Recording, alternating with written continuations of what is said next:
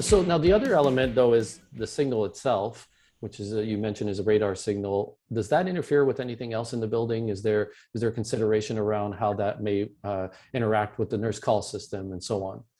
No, it's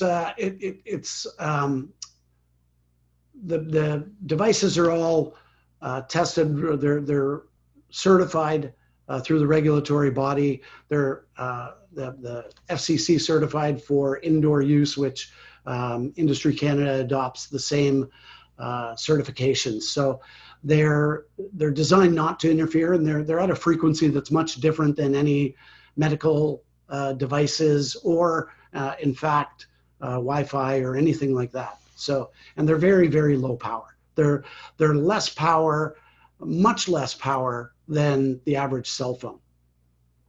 Wow. And so now in general, you've now had a lot of experience. What's your, like in the industry, what's your, how did you get to this point in your life to be able to talk and have so much knowledge around senior care, but also technology and now AI within the technology world, which is fairly new? How did you get to this point?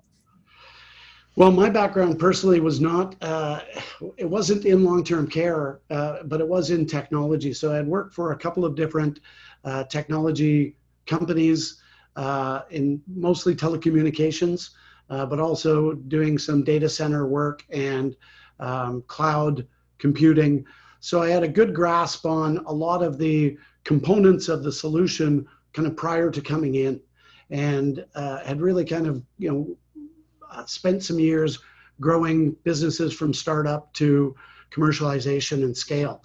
So my co-founder actually came up with the idea, and it was post an event that happened in Ontario, Canada back in 2015. It was really kind of unrelated to what we eventually built, but there was an incident where a nurse was was killing residents in long-term care by switching their medications. And while we didn't develop anything to address any of those concerns, others have since, and there's certainly been a move to address how that happened. It really shone a light on what's happening in long-term care, and we started looking at, or my partner started looking at, some of the issues in long-term care, and that's where he came across, the huge incidence of falls, not only among seniors in general, but how acute it is. Falls, one in four seniors are going to fall every year, and that number 2 to 5 times more in long-term care, and the severity of the injury is much higher in long-term care. So that really kind of provided the genesis of it. My co-founder was a guy that I had worked with over the years, and he kind of came to me and said, are you interested? Can you help? I said, sure. And as it happened in 2017, which was around the time he had the initial idea, my dad fell, and he fell he wasn't living in long-term care. He was living in a retirement building, though, that was, a 55 and over seniors building. We're seeing lots of these buildings going up.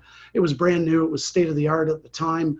And state of the art for retirement living to this day is pull cords on walls, which, is wonderful if you happen to fall next to one and you're not incapacitated by the fall. My dad fell and unfortunately was undiscovered for almost 12 hours. He was brought to hospital and died shortly thereafter.